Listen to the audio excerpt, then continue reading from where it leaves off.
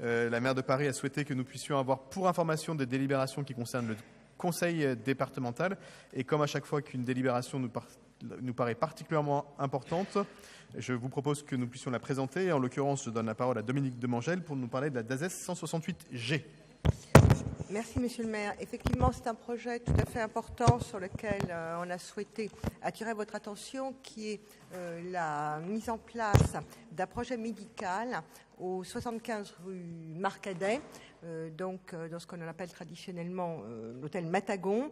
Et donc, c'est un projet très important puisqu'il permettra de regrouper 8 médecins généralistes, un ou une sage-femme et un certain nombre de consultations de spécialistes, mais il assurera aussi, et ça c'est tout à fait important, une permanence des soins ainsi qu'un suivi social, puisqu'il y aura aussi une assistante sociale. Donc c'est un très gros projet médical qui de plus fonctionnera avec d'autres professionnels de santé du quartier à l'intérieur de ce qu'on appelle un pôle de santé, c'est-à-dire un partage de logiciels qui permet même sur des emplacements différents de pouvoir travailler de manière conjointe et notamment de suivre les patients.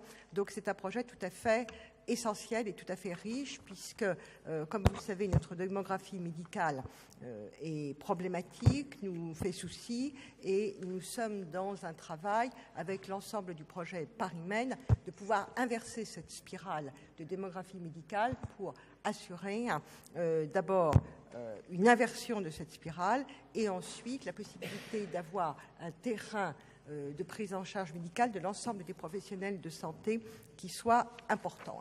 Alors, ce projet fait l'objet d'un certain nombre de financements, donc une subvention d'investissement de la mairie de Paris, du département de Paris, pardonnez-moi, qui est de 160 000 €. La région a été également sollicitée pour un montant de même montant et doit confirmer sa participation à la fin de ce mois, le 31 mai. Donc j'émets bien évidemment le souhait que la région confirme sa participation. L'ARS a également été sollicitée et soutient de manière importante ce projet. Donc voilà, après il y aura effectivement un certain nombre de travaux pour l'installation de ce cabinet, mais qui sont des travaux de moyenne importance, puisqu'il y a déjà un accès de personnes à mobilité réduite et il y a surtout un dégagement, une cour qui permet d'avoir une permanence des soins dans les meilleures conditions. Sur le plan juridique, il y a un accord bien sûr du bailleur qui est la RIVP, reste à finaliser des modalités juridiques, mais le projet paraît bouclé financièrement si l'ensemble des participants si l'ensemble des acteurs confirment leur participation. Donc ce projet a fait l'objet d'un travail tout à fait important puisque c'est pratiquement 2 ans d'échange pour y arriver. Et je signale aussi d'ailleurs, d'où l'intérêt de ce projet, que le regroupement médical, la communauté de médecins qui les porte, avait cherché un local pour s'installer, pour s'agrandir dans le quartier. Ils sont actuellement rue Ramet et ils ont cherché pendant plus de 2 ans pour pouvoir trouver un local. Donc on est tout à fait heureux que ce projet puisse déboucher et nous souhaitons qu'il continue à être porté par l'unanimité des acteurs intéressés.